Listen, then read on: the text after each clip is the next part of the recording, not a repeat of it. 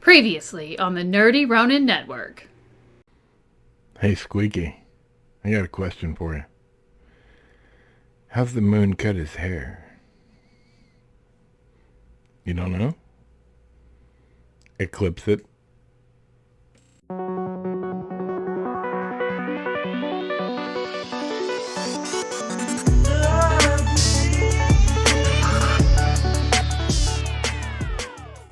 Oh, baby, it is Friday. That's right, Fri-Yay. That's right, the weekend's here. The work week is completely on the decline, and we're ready to finish her off in a couple of hours. That's right. I hope y'all have had a great week, and we're glad that you're here. If you don't believe me, just ask Squeaky Chair. He's always talking about how much he appreciates all of you, as well as I. So, hey, like and subscribe if you haven't already. We got some coolness to talk about today, and I'm super excited. Like, really, super excited. This is going to be a great conversation. For reals. Hey, down below in the description is some stuff that I like and or use. Feel free to check it out if you'd like. I hope you find something, especially coffee, that helps you get through the work week.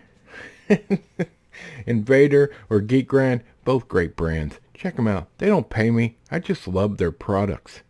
For real. Use them every day. Yep. I'm a coffee connoisseur. That's right. So hey, first thing we got to talk about is Charlie Chaplin. And you can say, oh, I'm turning it off. I don't want to listen to it. No. Just bear with me for a minute. All right? Charlie Chaplin was a comedic genius. His brilliance made many great films. From silent films to talkies. He was fantastic. But his last American film, Limelight, I've never seen it, but I've heard about it, and I've got to say I'm going to watch it this weekend. It's quite long for a movie from that time period, which was the 50s. It's over 2 hours long, and I'm really looking forward to seeing it because it pertains to what we're going to talk about today, all right? Which is not Charlie Chaplin. That's right. We're not going to talk about him. We're done. I don't want to talk about him anymore. We're going to talk about something else. But it's imperative that you heard that part. All right? Because Charlie Chaplin's Limelight is such a revered movie that it was used as an underlying theme in what we are talking about today, which are samurai. That's right. Today, there's a connection between Charlie Chaplin, the great comedic genius that he was, and samurai. All right? And I thought I might show you a couple of books. If you're interested in samurai culture, look, here's 4 books that everybody should be aware of. The Hagakure, Bushido, the Code of the Samurai, The Sword and the Mind, and The Unfettered Mind. Now, this is just a few. There are many more. And here in America, we don't necessarily understand the samurai culture. Okay? Now, we can dig the movies. All right? Everybody that I've ever talked to has loved The Seven Samurai by Kurosawa. And why wouldn't you? It's a classic. But here's the thing. Who are the real heroes of samurai movies? Is it Samurai Jack? Is it the hero, the lone hero samurai that guides you through the journey of that movie? No. It's the extras, man. Here's the thing. For years and years, through the entirety of samurai drama, movies being made, movies and TV shows,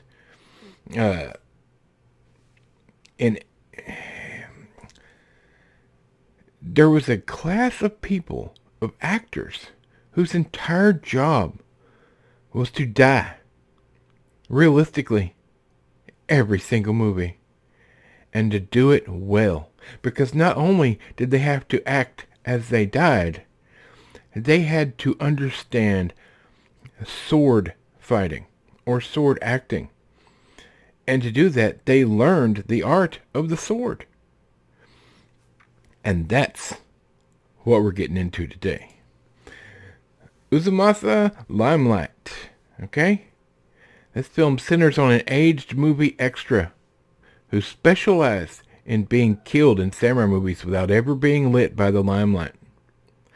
Using Charlie Chaplin's film Limelight as an underlying theme, the admirable story of Kamiyama, I don't know how to say the person's name, my apologies, dealing with a new generation and fading craftsmanship, is told with melancholy and soul. I would say it's told with sadness.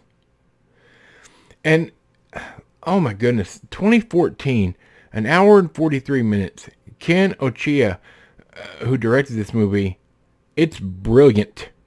It is fantastic. And he's only directed like 2 or 3 movies. And this movie bombed. People outside of Asia do not know about this movie. That's okay. I'm going to tell you how to watch it free today. I can't say these people's names. I'm sorry. I'm from Arkansas. Okay? I wish I could. I wish I could speak well enough to say their names. But let me tell you something. That synopsis is not necessarily adequate. Look, here's the thing. This is a story about the aging actor who has made a career from the time he was young to the time he's now in the twilight of his life at 70 years old.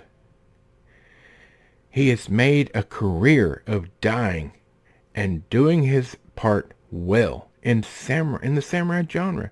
And now the samurai genre's gone away. So what's he to do? And a young girl who wants to be an actress comes to him and asks him to show her the art of the sword acting. So he teaches her. The rest of the young people that are coming out in the shows that are prevalent now in this movie, they want to use CGI swords. They don't want to learn how to do it correctly. They just want to get it done. Sound familiar? Because it sounds like the garbage coming out of Hollywood right now. And social media, TikTok, and everybody wants to be famous. They want to be an influencer. But they don't want to put the work in. They just want to be discovered. Because they're oh so cool. Right, Squeaky Chair? So he teaches her the way of sword acting. This is beautiful. This movie will bring you to tears. And yes, I know, you gotta read it. It's not in English. Sorry, but nothing worth having is easy, baby. And I gotta tell you, if you don't watch this movie, you're gonna miss out on a beautiful story. Well done. And expertly acted. Oh, man. This is a classic and should be treated as such. It's so good that I'm going to buy a multi-region DVD player so I can buy the DVD because you can't get it in America. You can only get it overseas. But I have to have this as a physical piece of media because it is so amazing. The opening, the credit opening is one of the greatest things you'll ever see. It's beautiful. It's stunning, the work that was put in this movie. And it's horribly, it's a crime against humanity that people don't know this movie exists. I'm going to tell you right now, you could watch it on Tubi, which is what the screen shows. Let me take it off there, because don't watch it on Tubi. Don't. You'll be watching 907 commercials if you do that. Look, if you want to watch this movie, I'm going to tell you how to do it. All right, it's real simple. Listen. You look up the Roku channel. That's right. Whether you got a Roku or a Fire Stick or whatever, or on your phone. It's free. It's a free app, the Roku channel. And you can watch this for free. It's an hour and 45 minutes, and there was one ad when I watched it. One solitary ad. It was so worth it. Now, I had seen this before, and I was specifically rewatching it to do this review. But, man, don't miss out. If you love good, unique stories and good storytelling and directing and cinematography, and just a great story about solid characters, the character building is fantastic. Do not miss this movie. Uzumasa, Limelight. It's one of our all-time favorites. So there you have it, baby. Friday's done. We hope you have a great weekend. Remember, the Roku channel.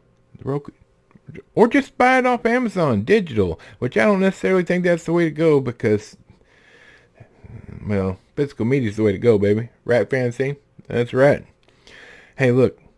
For Michael the Microphone, Bob, Squeaky Chair, and this fat samurai-loving nerd, we will see you on Monday, and have a great, great weekend.